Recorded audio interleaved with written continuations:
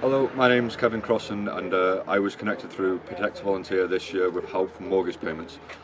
On top of mortgage payments, I was actually linked to individual donors, and I had two donors in particular that went above and beyond to help me in ways that I can't thank them enough for, and I never will be able to.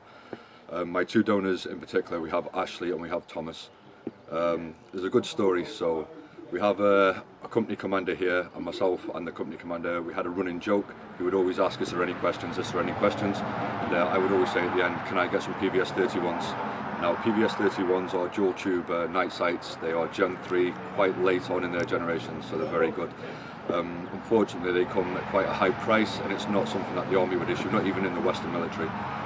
So I changed my signal display name to Kev Crossan Needs PVS 31s because I knew it would get to my company commander and it would keep the joke going. And one of my donors had obviously seen this, and out of the blue he just transferred me €8,500 and told me to go and get myself the best PVS 31s that I could.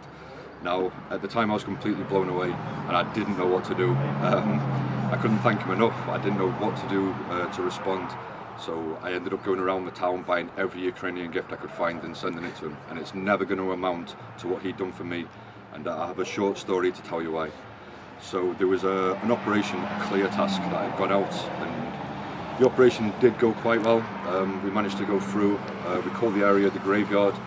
So there were supposed to be 4 to 5 enemy fighters within the area. Our drone teams are that good at what they do. It turns out there was 15 dead Russian enemy fighters within the graveyard by the time we got there. Thankfully for myself and the team there was no live Russians, so it did just become a clear task, and we got the job done. Unfortunately, due to the Russian drones that came at the end of the task, we had a split call sign where we managed to get most of the group on the exfil vehicle, and they left just in time for the exfil. And myself and 2 others did have to remain in position for a further 22 hours. That meant obviously that nighttime fell, but thankfully due to Thomas I had the best night vision possible that money could buy. That then became paramount and massively important, and when it got to the night time the vehicle started having issues getting to us. They were getting mortared, they were getting artillery, the Russian FPVs were hitting them, and by the time it got to 3:30 in the morning, it got really dangerously close to first light, and we might have been stuck there for another 22 to 24 hours. The vehicle that did manage to get to us to come and take us off the ground unfortunately overshot our location and started driving towards a Russian position. My KSP, my ops room, then informed me on the radio that I need to leave my location and run all the way to the enemy location and try and get the signal to come back to me. Now, when I'd left my location, there was more Russian bodies on the floor. Spider sense started tingling, and I knew then that mines could have been the issue here in the open. Thankfully, I could see everything perfectly clear, and I can't stress it enough, going from a Turkish PVS 14 that had been used and abused to now brand new PVS 31s, the L3 Harrises. I've been able to see everything. I managed to navigate through the potential minefield and get to where I could get eyes on the vehicle, and I managed to signal the vehicle to come back down to myself.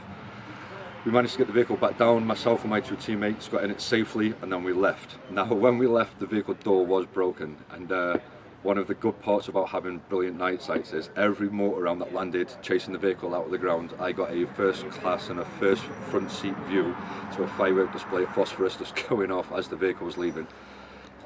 We managed to get back. I had done the after action review, I briefed all the commanders on what had happened, and then another team had gone back out the following day. The second team that had gone out the following day, unfortunately they had 3 casualties due to mines within the area. When I asked what area they were in, it was the area that I was then asked to run through. So I just want to say a massive shout out to Thomas for getting me those PVS 31s, allowing me to navigate through minefields successfully at night time, and without a doubt it kept myself and my team alive, so thank you, Thomas.